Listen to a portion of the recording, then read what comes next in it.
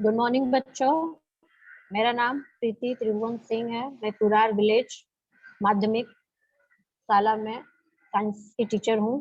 तो आज का हम अपना जो भी अध्ययन है एक अच्छे विचारों से उसकी शुरुआत करते हैं। तो आज के लिए आपका सुविचार है कि कठिन समय में भी अपने लक्ष्य को मत छोड़िए, विपत्ति को अवसर में बदलिए। तो इसी के साथ आज हम अपना अभ्यास शुरू करते हैं। तो आज हम विज्ञान विज्ञान भाग 2 का 17वां चैप्टर, प्रकरण नंबर 17, जैव प्रौद्योगिकी की पहचान, इस चैप्टर का हम अध्ययन करने वाले हैं। और इस चैप्टर में आज के लेक्चर में जो पॉइंट्स हम कवर करने वाले वो है ऊतक, ऊतक के प्रकार, प्राणी ऊतक और प्राणी ऊतक के प्रकार। ठीक है, अब थोड़ा सा हम याद करते हैं लास्ट लेक्चर में जो हमने पढ़ा था उस पर थोड़ा सा फोकस करते हैं कि सजीवों के शरीर की रचनात्मक व कार्यात्मक छोटी से छोटी इकाई कौन सी है। तो आपको जहां तक याद होगा, मैंने लास्ट लेक्चर में पढ़ाया था कि हमारे शरीर की या किसी भी सजीव के शरीर की छोटी से छोटी जो रचनात्मक और कार्यात्मक इकाई है उसे हम क्या कहते हैं? कोशिका। याद आया? अब कोशिका क्या है? सजीवों की सभी जैविक क्रियाएं कोशिकाओं के भीतर होती हैं। कोशिकाओं के भीतर ही आवश्यक आनुवांशिक सूचनाएं होती हैं जिनसे कोशिका के कार्यों का नियंत्रण होता है तथा सूचनाएं अगली पीढ़ी की कोशिकाओं में स्थानांतरित होती हैं। ठीक है, कुछ सजीव के शरीर एक ही कोशिका के बने होते हैं, उन्हें एक कोशिकीय सजीव कहते हैं। उदाहरण के लिए अमीबा, यूग्लिना, पैरामीशियम इत्यादि। तो अमीबा क्या है? वो एक कोशीय सजीव है। उसके शरीर में जो भी कार्य हो रहा है, अगर वो कुछ खा रहा है, आहार नलिका से उसके पेट में जा रहा है, वहां पे पाचन हो रहा है, फिर उसका उत्सर्जन हो रहा है, वो सारी चीजें किससे होती हैं? एक ही कोशिका से होते हैं। जैसे कि हम जानते हैं कि हमारे पृथ्वी पर जो सजीव का जो उद्भव हुआ था वो पानी में ही हुआ था, और वो जो जीव था वो एक कोशिकीय था, मतलब उसका सारा कार्य एक ही कोशिका द्वारा होता था। लेकिन जैसे जैसे आधुनिकता बढ़ी, जैसे जैसे टेक्नोलॉजी डेवलप हुआ, वैसे वैसे जो एक कोशिकीय जीव थे वो बहुकोशिकीय जीवों में परिवर्तित हो गए। तो जो ऐसे सजीव जिनके शरीर जो है वो अनेक कोशिकाओं से मिलकर कार्य करते हैं, उन्हें हम क्या कहते हैं? बहुकोशिकीय सजीव कहते हैं। उदाहरण के लिए हम मानव हो गए, जानवरों की सभी प्रजातियां, कोई भी प्रजाति ले लो आप, वनस्पतियां हो गई और कवक। ठीक है, तो जैसे जैसे डेवलपमेंट हुआ वैसे वैसे एक कोशिकीय सजीव बहुकोशिकीय में बदल गए। मतलब एक कोशिका के जो एक कोशिका सारा कार्य करती थी, जैसे पाचन का भी, उत्सर्जन का भी, फिर उन्होंने क्या किया? बहुकोशिकीय सजीव जब बने तो उन्होंने अपने कार्यों का बंटवारा कर लिया। मतलब पाचन का कार्य दूसरी कोशिका कर रही है, फिर उत्सर्जन का कार्य दूसरी कोशिका कर रही है। हमारी मांसपेशियां, मतलब हमारे हाथ पांव हिलते हैं तो उनमें जो पेशीय कोशिका होती है वो अपना कार्य करने लगी। तो ऐसे ऐसे करके एक कोशिकीय से बहुकोशिकीय सजीव बन गए। ऐसे में उनके शरीर के विविध कार्य कैसे होते? अब एक कोशिका थी तो उसे पता था कि उसे सारा काम मुझे ही करना है। लेकिन जब ये बहुकोशिका हो गई और बहुत सारे लोग समूह में आ गए कोशिकाओं के रूप में, तो उनका कार्य कैसे होता था? तो उसके लिए एक उदाहरण है, यहाँ पर मैं दिखाती हूँ आपको।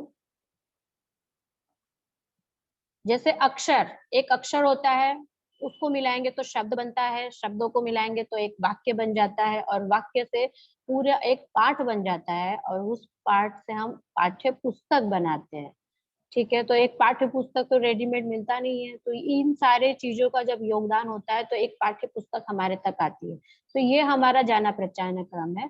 तो ऐसे ही हमारे शरीर में हमारा शरीर का निर्माण कैसे होता है, हमारे शरीर की रचना कैसे होती है, किस विशेष क्रम में होती है, वो देखिए। जैसे कोशिका, सबसे पहला जो जीवन का वो होता है वो कोशिका ही होती है। तो जब बहुत सारी कोशिकाएं मिलती हैं तो उनसे ऊतक बनते हैं, और जब ऊतकों का समूह एकत्र आता है तो उससे अंग बनता है, और अंग से हमारा शरीर बनता है। जैसे कि देखिए, ये कोशिका है, प्राणी कोशिका। प्राणी कोशिका से ऊतक बना, जब बहुत सारी को प्राणी मतलब बहुत सारी सजीवों की जब कोशिकाएं एकत्रित होती हैं तो उनसे ऊतक बनता है, ऊतक से बनता है हमारा शरीर। ठीक है, ऊतक किसे कहते हैं, ये बहुत इंपॉर्टेंट है। शरीर का विशिष्ट कार्य करने के लिए एकत्र आए एक जैसी कोशिकाओं के समूह को ऊतक कहते हैं। ठीक है, मनुष्य का शरीर हो या किसी भी प्राणी का शरीर हो या वनस्पति का शरीर, मतलब जो भी हो, उसके शरीर का विशिष्ट कार्य करने के लिए जब बहुत सारी कोशिकाएं एकत्रित हो जाती हैं, एक समूह में आ जाती हैं, तो उन्हें हम कहते हैं ऊतक। तो विज्ञान की जिस शाखा में ऊतकों का अध्ययन किया जाता है उसे औतकी या हिस्टोलॉजी कहते हैं। ऊतक, जिसे इंग्लिश में टिश्यू कहते हैं, किसी जीव के शरीर में कोशिकाओं के ऐसे समूह को कहते हैं जिनकी उत्पत्ति एक समान हो तथा वे एक विशेष कार्य करती हो। सभी की उत्पत्ति एक ही जगह से होती है लेकिन उनका कार्य अलग अलग होता है। जैसे मैंने बताया, पाचन करने वाली जो कोशिका है वो अलग, रक्त का परिसंचरण करने वाली कोशिका अलग, निर्देशों को पहुंचाने वाली कोशिकाओं का अलग, ऐसे ऐसे सभी कोशिकाओं का अपना अपना एक स्पेशल वर्क होता है जो वो करती हैं। अधिकांशतः ऊतकों का आकार एवं आकृति एक समान होती है, परंतु कभी कभी कुछ ऊतकों के आकार एवं आकृति में असमानता पाई जाती है, मगर उनकी उत्पत्ति एवं कार्य समान ही होते हैं।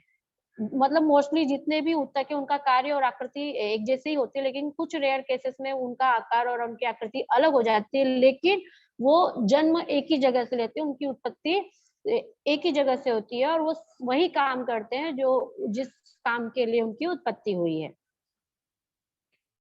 बहुकोशिकीय सजीवों के शरीरों में लाखों कोशिकाएं होती हैं।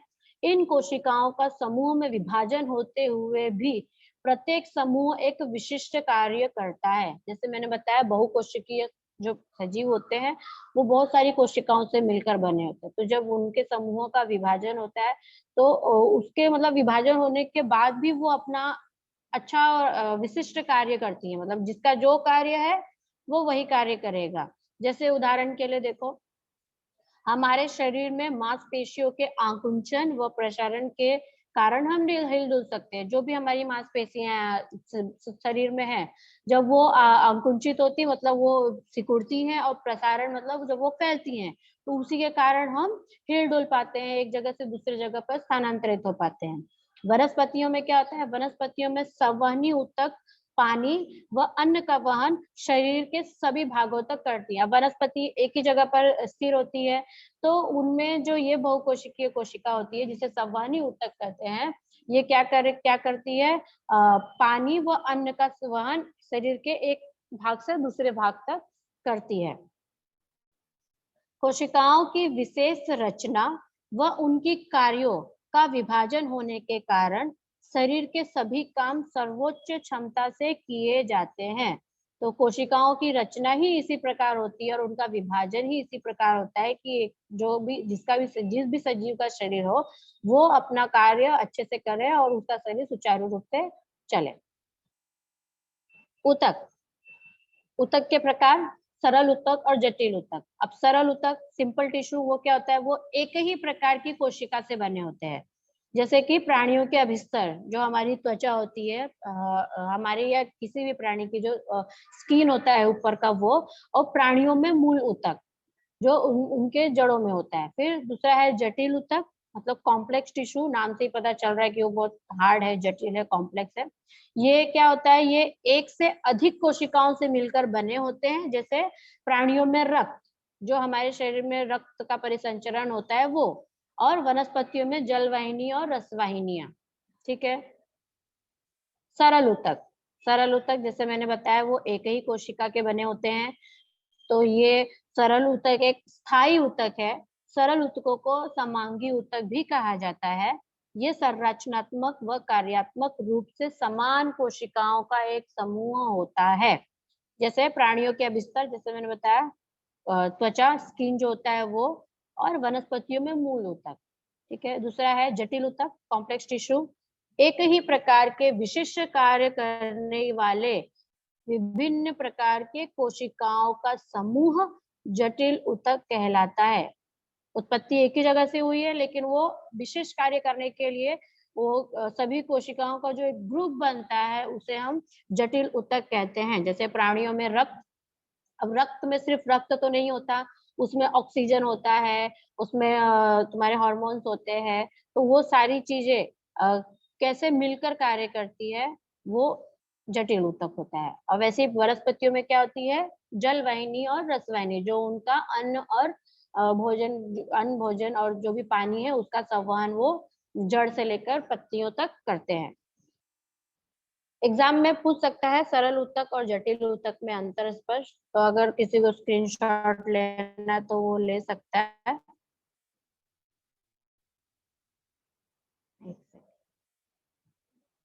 जैसे सरल ऊतक, ये एक ही प्रकार की कोशिकाओं से बने होते हैं, उदाहरण के लिए पैरेन्काइमा, कोलेनकाइमा और स्क्लेरेन्काइमा।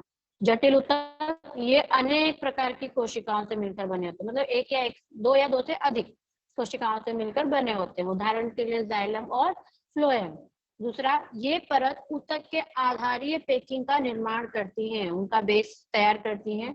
जटिल का सेकंड पॉइंट क्या है, ये संवहन बंडल का निर्माण करती है, मतलब एक स्थान से दूसरे स्थान तक पहुंचाने का जो कार्य होता है वो इसमें होता है। तीसरा, ये पतली और सरल बनी होती हैं। जटिल कोश ऊतक का थर्ड पॉइंट, इनकी कोशिका भित्ति मोटी होती है। फोर्थ, ये जीवित कोशिकाएं हैं जो शिथिलता से जुड़ी होती हैं, इसलिए इनका उनका कोशिकाओं के बीच काफी जगह पाई जाती है, मतलब काफी स्पेस होता है इनके मेम्ब्रेन में, जो इनका बेस मेम्ब्रेन होता है उसमें काफी जगह पाई जाती है। इसका क्या है, जाइलम की अधिकांश कोशिकाएं मृत होती हैं तथा फ्लोएम रेशे मृत होते हैं, उनकी आकृति नलिकाएं या छिद्रित भित्ति वाली होती है।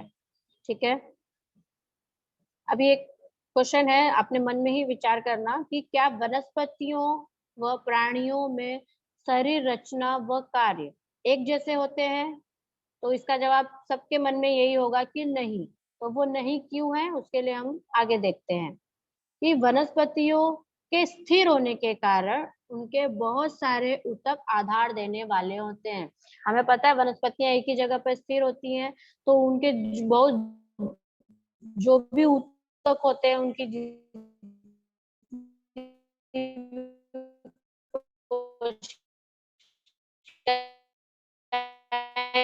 मिलकर जो कार्य करती है वो ज्यादातर उनको आधार देने वाली होती है, क्योंकि उनको आधार देना जरूरी है ताकि मजबूती से टिके रहे। भागों में होती है जहाँ विभाज्य ऊतक पाए जाते हैं, तो उनकी वृद्धि है वो निश्चित स्थान, पत्तियां, पत्तियों के डंठल, इन सब जगह जिससे जो वृद्धि है वो होती है। अब प्राणियों में क्या होता है, प्राणियों को भोजन मतलब अन्न, निवास व साथी की खोज के लिए सतत गतिविधि या स्थानांतरण करना पड़ता है, जिससे उन्हें अधिक ऊर्जा की आवश्यकता होती है। मनुष्य या कोई भी प्राणी वो एक जगह पर स्थिर तो रह नहीं सकता, उसे अपने भोजन, अपने रहने के ठिकाने के लिए या फिर साथी की खोज के लिए यहाँ वहाँ घूमना रहता है। उससे क्या होता है, उसकी अधिक ऊर्जा की आवश्यकता होती है। तो प्राणियों की अधिकांशतः ऊतक जीवित कोशिकाओं द्वारा ही तैयार किए जाते हैं। प्राणियों में वृद्धि सारे शरीर में एक होती है तथा इनमें विभाज्य या अविभाज्य, ऐसे वनस्पतियों में अलग अलग प्रकार के ऊतक कार्य करते हैं। ठीक है, अब देखते हैं प्राणी ऊतक किसे कहते हैं।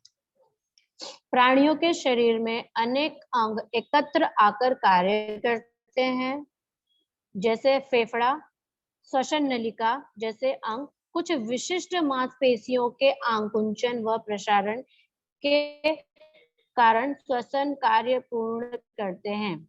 हमारे फेफड़े में आकुंचन और प्रसारण होता है, हम सांस लेते हैं, सांस छोड़ते हैं।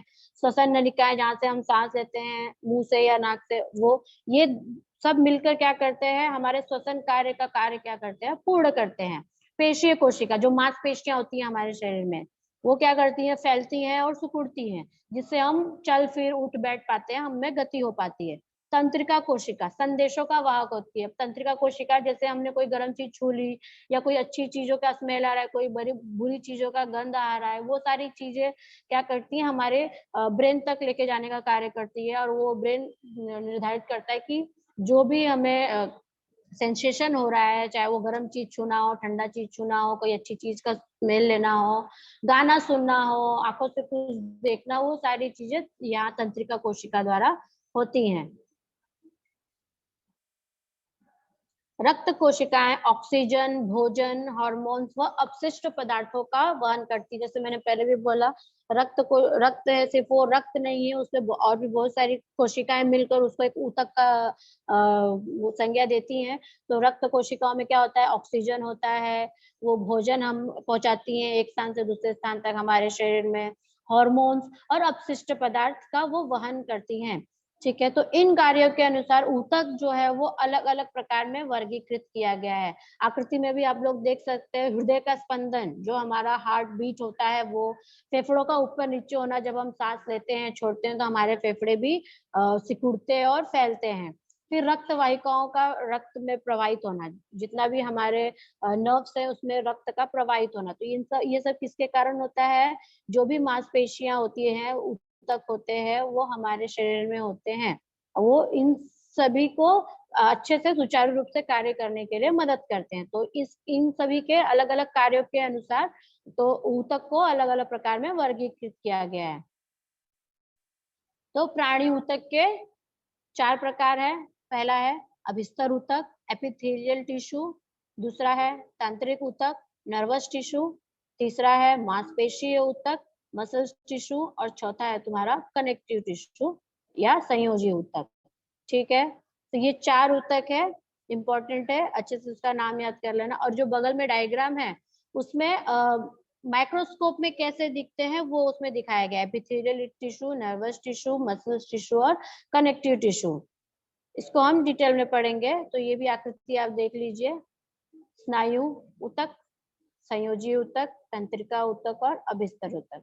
स्नायु मतलब मांसपेशीय ऊतक। तो जो प्राणी टिश्यू है, मतलब प्राणी ऊतक है, वो इन सभी ऊतकों से मिलकर बना होता है। हर किसी का अपना अलग अलग कार्य होता है, हर टिश्यू का अपना अपना एक कार्य होता है। नेक्स्ट, तो पहला है अपना अभिस्तर ऊतक। ये नाम से ही पता चल रहा है कि जो सबसे ऊपर रहने वाला जो लेयर होगा, स्तर होगा, उसे शरीर सतह और शरीर के अंदर स्थित विभिन्न अंगों के बाहरी तथा भीतरी सतह का निर्माण करने वाले ऊतक को अभिस्तर ऊतक कहते हैं। प्राणी का शरीर, उसका बाहर का जो स्किन होता है, जहाँ पे रोए होते हैं, हमारी जो चमड़ी होती है जिसे हम कहते हैं वो, और उसके शरीर के अंदर भी जो स्थित अंग होते हैं विभिन्न, उन सभी के ऊपर एक सतह, मतलब एक कवर, एक आवरण, एक आच्छादन का जो निर्माण करते हैं, करने वाले जो ऊतक होते हैं, उसे हम अभिस्तर ऊतक मतलब एपिथेलियम टिश्यू कहते हैं। ठीक है, ये क्या करता है, हमें हमारे शरीर को एक आवरण देता है जंतुओं के शरीर को, जिससे उनकी रक्षा होती है। अभिस्तर ऊतक एक विशिष्ट ऊतक है जो अंगों का आच्छादन मतलब उसको कवर करना, आवरण करना, तो अंगों का आच्छादन करके उनकी रक्षा करता है। इसके खंडित न रहने से जीवाणु भीतर प्रवेश नहीं कर पाते। ये एकदम मजबूती से बंधे होते हैं, एकदम सटे हुए होते हैं, तो खंडित न रहने से उसके अंदर कोई भी जीवाणु आसानी से प्रवेश नहीं कर पाते हैं, क्योंकि इनकी कोशिकाएं एक दूसरे से अत्यंत निकट रहती हैं, जुड़ी हुई होती है, एकदम सटी हुई, चिपकी हुई होती हैं। प्राणियों के शरीर के संरक्षक आवरण को अभिस्तर ऊतक कहते हैं। ये इसकी परिभाषा है कि जो भी प्राणी है उसके शरीर के संरक्षक आवरण को अभिस्तर ऊतक कहते हैं। इस ऊतक की कोशिकाएं एक दूसरे से मजबूती से सटी व अखंड स्तर के स्वरूप में पाई जाती हैं। शरीर में प्रवेश करने वाले किसी भी पदार्थ को पहले अभिस्तर ऊतक का सामना करना पड़ता है। ठीक है, अभिस्तर ऊतक की कोशिकाएं उनके बीच उपस्थित अन्य कोशिकाओं से तंतुमय पटल द्वारा अलग होती हैं। त्वचा, मुख के अंदर की त्वचा, रक्त वाहिनियों के अभिस्तर, फेफड़ों के वायु कोष का स्तर इत्यादि अभिस्तर ऊतकों से बना होता है। मतलब जितना भी अपने प्राणियों के शरीर का जो एक प्रोटेक्टिव लेयर होता है उसे हम अभिस्तर ऊतक कहते हैं। अभिस्तर ऊतक की जो कोशिकाएं होती हैं वो क्या होती है, एक दूसरे से एकदम सटी हुई होती हैं, उनके बीच बहुत कम स्थान, मतलब एकदम नील स्थान होता है, मतलब रहता ही नहीं, एकदम चिपकी हुई होती है।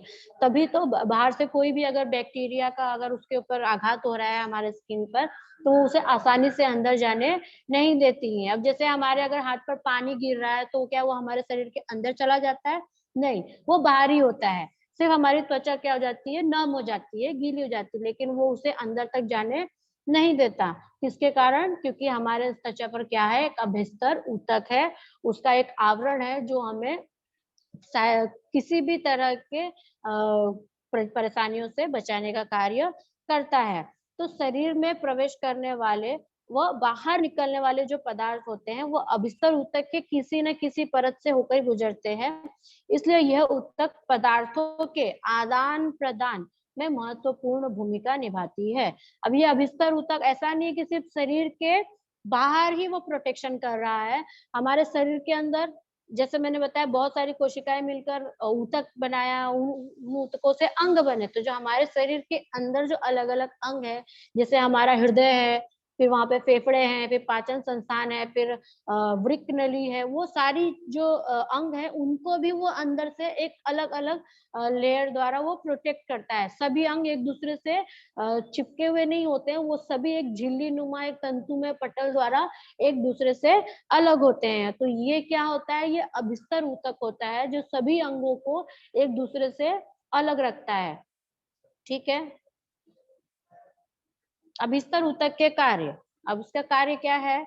अभिस्तर ऊतक के कई कार्य हैं। ये बहुत ही जैसे बताया ना कि किसी भी पदार्थों के आदान प्रदान में ये बहुत महत्वपूर्ण भूमिका निभाती है। तो उसके आधार पर इसके बहुत सारे कार्य हैं, जैसे जिनमें रोग जनकों द्वारा घर्षण, विकिरण क्षति, रासायनिक तनाव और आक्रमण से सुरक्षा शामिल है। अब रोग जनकों द्वारा घर्षण, कोई भी जीवाणु है, विषाणु जो भी है, उसके द्वारा हमें बचाता है। विकिरण क्षति, अगर कोई रेज आ रही है उससे हमें बचाता है। जैसे फिर रासायनिक तनाव, अब जैसे मैंने बताया वो शरीर के बाहर नहीं, शरीर के अंदर भी वो हमें प्रोटेक्ट करता है। तो जितने भी केमिकल प्रॉब्लम्स होती हैं, रासायनिक तनाव, उससे भी वो हमें बचाता है। ठीक है। अभिस्तर ऊतक पदार्थों के अवशोषण, स्राव और संचलन में शामिल होते हैं। मतलब कोई भी पदार्थ को अवशोषित करना, फिर उसे छोड़ना और उसे चलाना, उसका संचलन करने का कार्य अभिस्तर ऊतक ही करता है। मतलब अभिस्तर ऊतक के और भी जो आगे हम लोग पढ़ेंगे उसके जो प्रकार है, ये सब मिलकर क्या करते हैं कि कौन सी चीजें हमारे शरीर के लिए या प्राणियों के शरीर के लिए जरूरी है, उन्हें वो अवशोषित करता है। और जो चीजें हमारे काम की नहीं होती हैं, हमारे लिए जरूरी नहीं होती, उन्हें हमारे उत्सर्जन संस्थान से हमारे शरीर के बाहर निकाल देता है। तो त्वचा, जो हमारा पूरा स्किन होता है, वो उनके आंतरिक परत, पाचन तंत्र, श्राव ग्रंथियां, हृदय, फेफड़े, आंखें, कान, मूत्र जननांगी पथ, मस्तिष्क और रीढ़ की हड्डी की केंद्रीय नलिकाएं इत्यादि पर सुरक्षात्मक आवरण बनाता है। मतलब हमारा शरीर या प्राणियों का शरीर जो भी है, वो उसको एक सुचारू रूप से चलाने के लिए उसके अंदर सभी अंगों को एक दूसरे अंगों से अलग करने के लिए, बाहर से किसी भी प्रकार के तनाव से भूमिका निभाता है, एक आवरण बना। ठीक है। तो इसके आधार पर अब किया गया है और ये सभी 6 अभिस्तर करते हैं। तो पहला है आपका, दूसरा है स्तरित पट्टकी ऊतक, सॉरी अभिस्तर। पहला है सरल पट्टकी अभिस्तर, दूसरा है स्तरित पट्टकी अभिस्तर, तीसरा है ग्रंथिल अभिस्तर, चौथा है स्तंभीय अभिस्तर, पांचवा है रोमक पट्टिकी अभिस्तर और छठवा है आपका घनाभ रूपी अभिस्तर। ठीक है, तो ये इसके छह प्रकार है। अभी 6 प्रकार को हम बारी बारी से एक एक अच्छे से देखेंगे। तो पहला है आपका सरल पट्टिकी अभिस्तर। नाम से ही पता चल रहा है कि बहुत ही सिंपल होगा। तो आकृति में आप देखिए, पिंक वाली आकृति में वो जो पिंक कलर का है वो एकदम सिंगल लेयर में बनाया हुआ है। अब ये कहाँ पाए जाते हैं? यह मुंह के आंतरिक भाग, अन्न नलिका, रक्त वाहिनियों, फेफड़े व वायु कोश के आंतरिक भाग में पाए जाते हैं। इनका स्वरूप कैसा होता है? यह पतली महीन चपटी कोशिकाओं के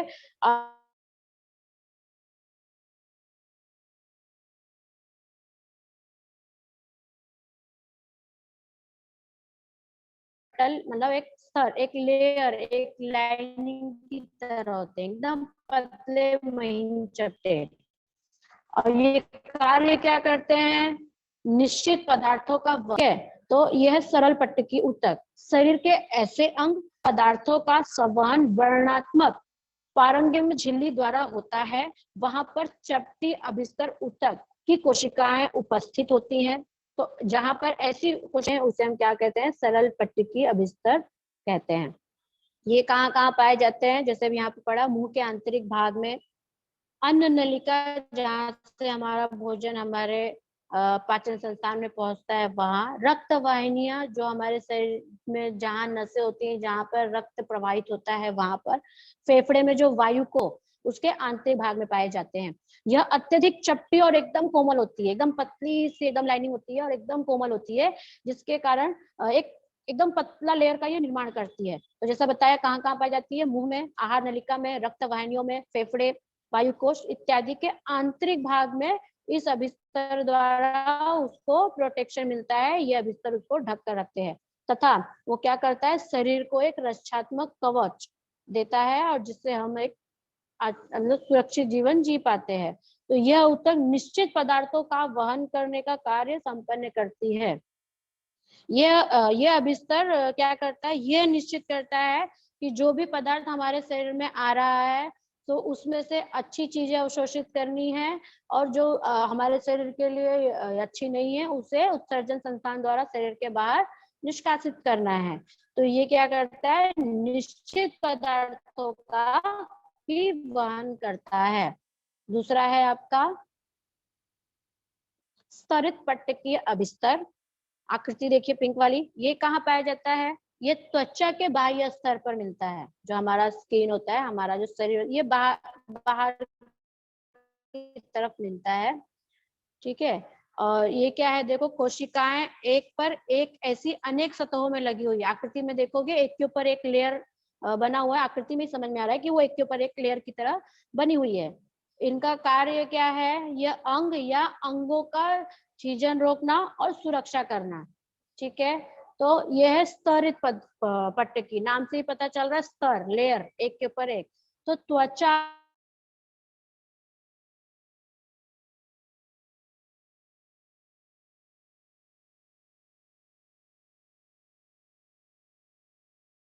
ऊतक को कटने और फटने से बचाने के ऊतक उपस्थित होते हैं, क्योंकि त्वचा में ऊपर एक ऐसे लेयर में व्यवस्थित है, इसलिए ये क्या करता है? हमारे स्किन को कटने और फटने से बचाने का कार्य करता है। यह अभिस्तर हमारे शरीर को सुरक्षा प्रदान करता है। जैसे यहाँ लिखा है, अंग या अंगों का छीजन रोकना और सुरक्षा प्रदान करना। मतलब हमारी स्किन छीले ना किसी चीज से, उनका छीजन ना हो और चोट ना लगे, तो ये वहां पर प्रोटेक्टिव लेयर का निर्माण करता है। क्योंकि ऊपर जो स्किन होती है उसके अंदर हमारे अंग होते हैं, तो जो भी घात होता है वो हमारी चमड़ी को होता है। बहुत ज्यादा अगर डीपली चोट लगती तभी वो अंदर जाता है और हमारे अंगों को नुकसान पहुंचाता है। नहीं तो ऊपर सबसे पहले जो अभिस्तर ऊतक होता है वो हमारे ऊपर प्रोटेक्टिव लेयर का निर्माण करते हैं। वो जल्दी कोई भी अनावश्यक चीजों को हमारे शरीर के अंदर जाने नहीं देता। तो ये दूसरा हो गया तुम्हारा स्तरित पट्टिकीय अभिस्तर। ये त्वचा के बाह्य स्तर पर पाया जाता है। तीसरा है ग्रंथिल अभिस्तर। अभिस्तर, ग्रंथिल मतलब ग्रैंड्युलर, ये कहाँ होता है, ये त्वचा के अंदर की ओर होता है, हमारे शरीर में जो हमारी जो स्किन है उसके अंदर होता है। कोशिकाओं में श्रावक पदार्थों से भरी हुई पिटिका होती है। ये इनका स्वरूप कैसा होता है, जो भी कोशिकाएं होती हैं वो श्रावक मतलब किसी भी लिक्विड पदार्थों से भरा हुआ पिटिका, पिटिका मतलब ऐसे पाउच की तरह होता है। ये ब्लू वाली आकृति में देखो ऐसे राउंड में बनाया हुआ है, यहाँ पर वो पिटिका होती है और उसी के अंदर जो है वो पदार्थ भरे होते हैं। और ये कार्य क्या करती है, पसीना, तेल, श्लेष्म या अन्य जो पदार्थ होते हैं उनका स्राव करने का कार्य ये ग्रंथिल अभिस्तर करती है। कभी कभी क्या होता है, अभिस्तर ऊतक का भाग अंदर की तरफ मुड़ा होता है, जैसे ये ब्लू वाली आकृति में हम लोग ने देखा कि उसका जो भाग है वो अंदर की तरफ मुड़ा हुआ है। तो ऐसी कोशिकाएं जो होती हैं वो अत्यधिक विशेषता जो है वो अर्जित करती हैं और एक बहुकोशिकीय ग्रंथि का निर्माण करती हैं, जिसे ग्रंथिल अभिस्तर हम कहते हैं। तो लार ग्रंथि, जो हमारे मुंह में लार बनता है, सलाइवरी ग्लैंड जिसे कहते हैं, श्वेत ग्रंथि जो हमें पसीना निकलता है वो श्वेत ग्रंथि जिसे ग्लैंड कहते हैं, और तेल ग्रंथि, कभी कभी हमारा स्किन ऑयली हो जाता है तो हम बोलते हैं ना कि हमारा स्किन ऑयली हो गया, तो वो किसके कारण होता है, वो तेल ग्रंथि मतलब सेबेस्टियस ग्लैंड द्वारा होता है। तो ये ग्रंथि के उदाहरण है। ठीक है, यह अभिस्तर क्या करता है, पसीना, तेल और श्लेष्मा का स्राव करते हैं। समझ में आया अभी पसीना और जो भी है आपका पसीना, तेल और लार कैसे बनता है, तो वो ग्रंथिल अभिस्तर द्वारा बनता है। ठीक है, आकृति में आप लोग देख रहे होंगे लाला ग्रंथि जिसे सलाइवरी ग्लैंड कहते हैं, और यहाँ पर तेल ग्रंथि है सेबेशियस ग्लैंड, और श्वेत ग्रंथि है स्वेट ग्लैंड। तो ग्रंथिल अभिस्तर बहुत ही इंपॉर्टेंट होता है, ये अंदर की तरफ मुड़ा हुआ होता है। ठीक है, और विशेष कोशिकाओं से बना होता है जिसे ग्रंथिल अभिस्तर। चौथा है आपका स्तंभीय अभिस्तर।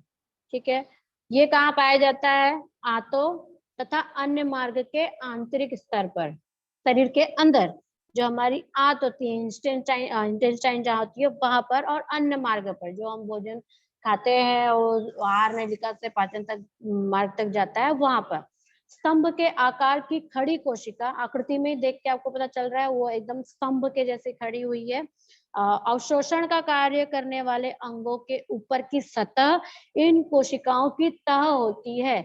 जो हमारे शरीर में जो कोशिकाएं अवशोषण का कार्य करती हैं, वहां पे जो वो जो कोशिकाएं उनके ऊपर ये तह की तरह बना रहता है और ये अवशोषण का कार्य करने में मदद करता है।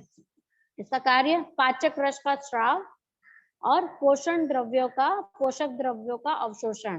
पाचक रस जो हमारे पित्त की थैली में बनती है, वहां से वो क्या करता है, पाचक रसों को बाहर निकालता है, स्राव करता है उनका, और जो पोषक तत्व जो हमारे भोजन से हमारे शरीर में जाता है उनको वो अवशोषित करता है। ठीक है, ये स्तंभ भी है। तो शरीर के जहाँ श्राव अवशोषण होता है, जैसे आंत के आंतरिक स्तर, जैसे मैंने बताया आंत में होता है, जिसे हम इनर लाइनिंग ऑफ इंटेस्टाइन कहते हैं, तथा अन्य मार्ग के आंतरिक भाग, यहाँ पर स्तंभीय अभिस्तर की कोशिकाएं उपस्थित होती हैं।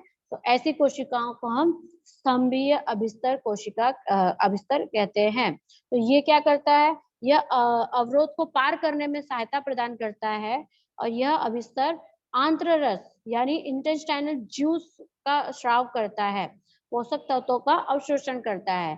तो जितने भी मतलब अवरोध होते हैं उसमें उसको पार करने में ये सहायता प्रदान करता है। अगर डाइजेस्टिव सिस्टम में अगर कुछ प्रॉब्लम हो रही है तो वहां पर ये क्या करता है, इसकी सहायता करता है, और जो भी अवरोध होते हैं उसे दूर करके पोषक तत्वों का वो अवशोषित करता है, और पाचक जो रस होते हैं उनका स्राव करता है।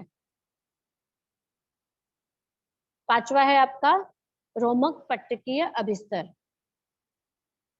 रोमक पट्टकीय अभिस्तर ये कहाँ पाए जाते हैं, श्वसन मार्ग के आंतरिक भाग में, जहाँ जहाँ से हम श्वास लेते हैं वहां के आंतरिक भाग में अंदर की तरफ पाया जाता है। कोशिकाओं में बाल जैसी रचना पाई जाती है। इनका स्वरूप कैसा है, ये बाल जैसी रचनाओं की तरह होता है। श्लेष्मा और हवा आगे ढकेलकर श्वसन मार्ग को साफ करती है। ठीक है, अब ये आकृति में ब्लू वाले आकृति में देखो ऐसे हेयर लाइन जैसे सीलिया लिखा हुआ है यहाँ पे देखो, हेयर लाइन जैसे दिख रहा है, वो होता है बाल जैसी रचना। वो इस बिस्तर के ऊपर ऐसी बाल जैसी रचना होती है। तो जो हमारी श्वास नली होती है वहां पर ये उपस्थित होता है, स्तंभाकार स्तंभ के जैसे होते हैं बाल जैसी रचना, और इसको हम रोमक पट्टकी कहते हैं। और ये सीलिया बाल जैसी जो रचना होती है उसको इंग्लिश में सीलिया कहते हैं। और ये क्या करता है, ये गति करता है, ये मूव करता है, ये हिलता रहता है। ये जो बाल जैसी रचना है ना, ये हिलता है, जिसके कारण जो श्वास नली है उसमें उपस्थित जो श्लेष्मा होता है वो आगे की ओर स्थानांतरित होता है। मतलब वो जो म्यूकस होता है हमारे इसमें, वो आगे की तरह ढकेला जाता है, जिससे हमारा जो श्वसन मार्ग है वो साफ होता है। ठीक है, तो अगर आपने देखा होगा तो आपके नाक में ऐसे पतले पतले बाल दिखते हैं ना, तो वो क्या करता है, वो कोई भी चीज जो है उसको डायरेक्टली अंदर जाने से रोकता है, और हमारे शरीर के अंदर एक प्रोटेक्टिव लेयर का निर्माण करता है। तो ये श्वसन मार्ग के आंतरिक भाग में पाया जाता है। कोशिकाओं में बाल जैसी जो रचना होती है, ये वैसी इसकी रचना होती है, और ये श्लेष्मा और हवा आगे ढकेल कर श्वसन मार्ग को साफ करता है। ये समझ में आया, रोमक पट्टकी अभिस्तर। और आपका छठवा है घनाभ रूपी अभिस्तर, क्यूबॉइडल एपिथेलियम। ये कहाँ पाए जाते हैं? ये वृक्क नलिका, लार ग्रंथि नलिका इत्यादि में पाए जाते हैं। ये कैसा है इनका स्वरूप? ये ठोसाकृति कोशिकाएं होती हैं, मतलब ठोस होता है एकदम। और इसका कार्य क्या है? लाभदायक पदार्थ को मूत्र विसर्जन के पहले अवशोषित करना और लार का श्रावित करना। ठीक है, तो ये बहुत ही इंपॉर्टेंट रोल है फिर इसका। ये वृक्क नलिका में पाया जाता है, जो किडनी होती है जहाँ हमारी, वहां की जो उसकी नलिका होती है उसके अंदर ये पाया जाता है। और जो लार ग्रंथि होती है, जो हमारे मुंह में लार बनता है, वो भी पाचक में जो हमारे मुंह में लार बनता है जब हम कोई भी चीज खाते हैं, तो उसी लार में वो मिक्स होकर हमारे पाचक तंत्रों पे पहुंचता है। तो वो लार भी हमारे को पाचन में मदद करता है। और वृक्क नलिका होती है, वहां पर भी एक्सट्रैक्शन का कार्य होता है, मतलब जो भी चीजें वहां पे छनती है, वहां पे छनन का कार्य होता है वृक्क नलिका में। और इसकी आकृति एकदम ठोस होती है, कोशिकाएं एकदम चिपकी होती है एक दूसरे से।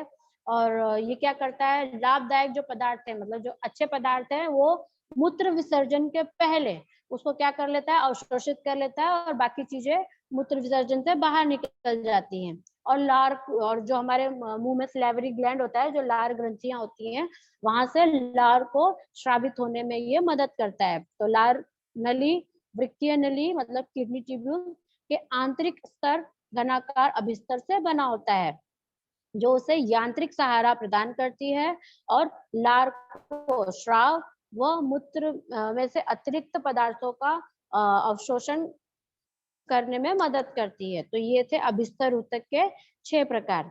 ठीक है, और ये सभी प्रकार इंपॉर्टेंट है, और यही मिलकर हमारे शरीर में सभी अंगों को एक दूसरे से अलग करते हैं। और हमें रूप से अपनी जीवनी जीने के लिए या किसी भी प्राणी जीने में मदद करते हैं। तो जितना भी आज के लेक्चर में हम लोग ने पढ़ा, उसके आधार पर ये प्रश्न तैयार किया था कि ऊतक किसे कहते हैं, एग्जाम में आ सकता है। प्राणी ऊतक, उसके कितने प्रकार हैं, क्या सभी ऊतक एक जैसे होते हैं, अभिस्तर ऊतक किसे कहते हैं, अभिस्तर ऊतक की विशेषता बताना है, और जो अभी हम लोग ने 6 प्रकार देखा उसकी सारणी, उनकी संरचना, उनकी आकृति, स्थिति और कार्य, ये आपको बताना है। तो ऊतक किसे कहते हैं, हम लोगों ने देखा ही कि शरीर का जो विशिष्ट कार्य करने के लिए एकत्र आया हुआ कोशिकाओं का जो समूह होता है उसे हम ऊतक कहते हैं। ठीक है, अब किसी, जैसे मैंने बताया कि एक कोशिकीय और बहुकोशिकीय होते हैं।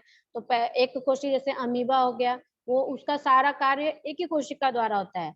और बहुकोशिकीय जैसे हमारे शरीर में बहुत सारी कोशिकाएं मिलकर ऊतक का निर्माण करती हैं, फिर वो ऊतक से अंग बनता है और अंग से हमारा शरीर बनता है। तो हम सब मिलकर एक, हमारा सभी कोशिकाएं मिलकर और ऊतक मिलकर हमारे शरीर को सुचारू रूप से चलाने में हमारी मदद करती हैं। अभी एक प्रश्न था कि वनस्पतियों में और प्राणियों में शरीर रचना कार्य एक जैसा होता है, तो हमने देखा कि नहीं, उनमें उन वनस्पतियों में और प्राणियों में शरीर रचना और कार्य कैसा होता है, अलग अलग होता है। क्यों? क्योंकि वनस्पतियों में ज्यादातर ऊतक जो होते हैं वो उनको आधार देने वाले ही होते हैं, क्योंकि उनको टिककर एक जगह पर रहना जरूरी होता है। और उनके वनस्पतियों में जो वृद्धियां होती है उसके शरीर के निश्चित भागों में ही होती हैं।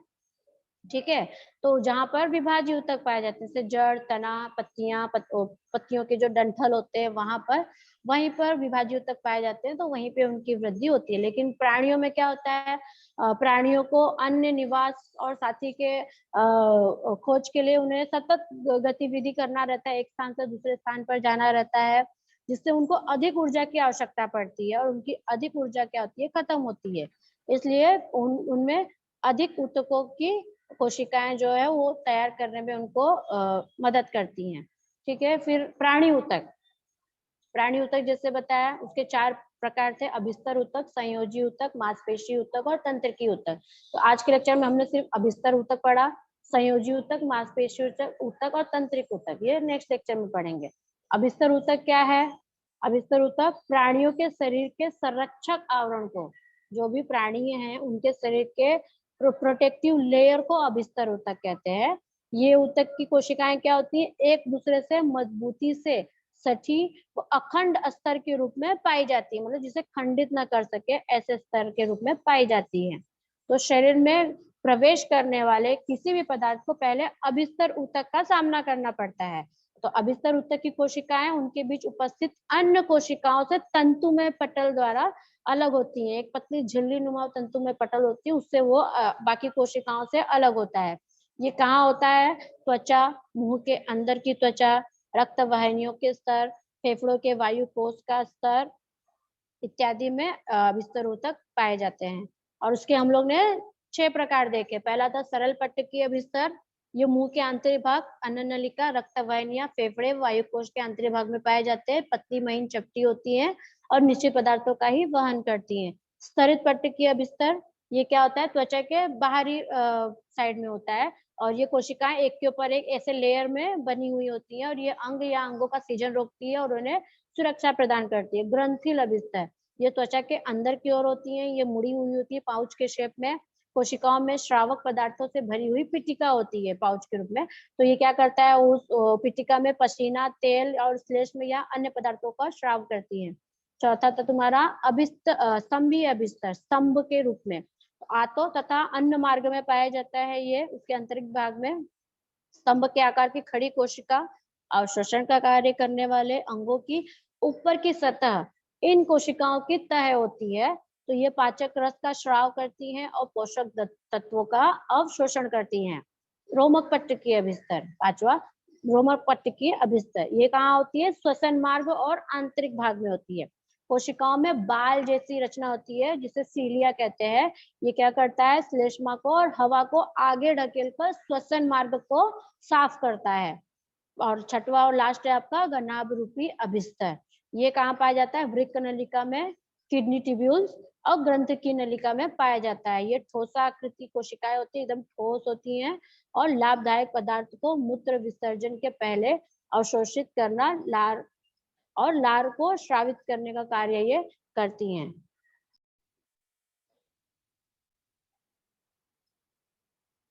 Good morning teacher.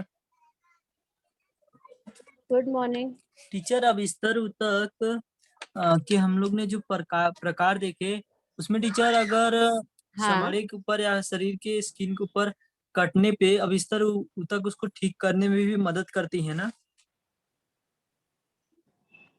पहले तो वो अपने मतलब हमारे जो स्किन होती है उसे वो प्रोटेक्ट करेगी कटने छिलने में। और अगर हो भी गई तो हमारे शरीर में और भी कोशिकाएं होती हैं जो हमें जो भी चोट लगती हैं उनको वो ठीक करने का कार्य करती हैं। तो मैंने बताया ना, सभी कोशिकाओं का अपना अपना विशेष कार्य है। अभिस्तर ऊतक का सिर्फ यही कार्य है कि वो एक प्रोटेक्टिव लेयर, मतलब एक आवरण आच्छादन का निर्माण करती है। अगर वो उससे उसके बावजूद अगर हमें चोट लगती है तो अब ये दूसरी कोशिका का कार्य है कि वो ठीक कर सके।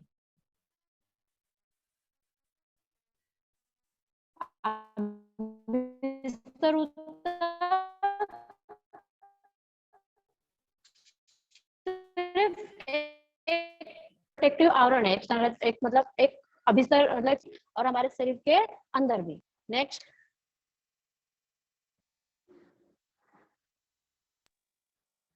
और किसी को डाउट है?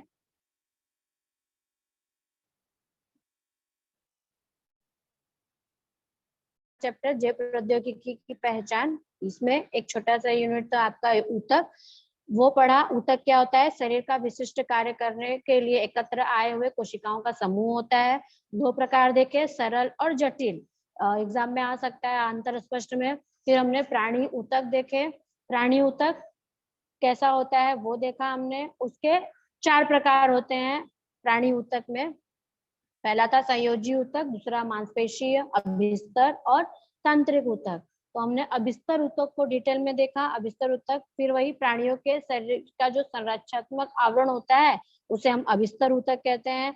ये एकदम एक दूसरे से मजबूती से सटी हुई होती हैं, अखंड होती हैं, और अभिस्तर ऊतक ही निश्चित करता है कि कौन सी चीजें हमारे शरीर के अंदर आनी चाहिए और नहीं आनी चाहिए। तो ये कहाँ पाया जाता है? त्वचा, मुंह के अंदर की त्वचा, रक्त वाहिनियों के स्तर, फेफड़े के वायु कोश का स्तर इत्यादि जगह पर। और इसके कितने प्रकार थे? 6 प्रकार थे। पहला था सरल पट्टिकीय अभिस्तर, दूसरा था स्तरित पट्टिकीय अभिस्तर, तीसरा था ग्रंथिल अभिस्तर, चौथा स्तंभीय अभिस्तर, पांचवा रोमन पट्टिकीय अभिस्तर और छठवां घनाभ रूपीय अभिस्तर। ये सभी अभिस्तर का आप आकृति देख लेना, टेक्स्ट बुक में है। एग्जाम में अगर पूछता है उसके कार्य, उसका स्वरूप या फिर उनकी स्थिति वो कहाँ पाए जाते हैं, तो जिस अभिस्तर का जैसे जैसे पूछा जाएगा वो उस हिसाब से आपको उसका जवाब देना है। ठीक है।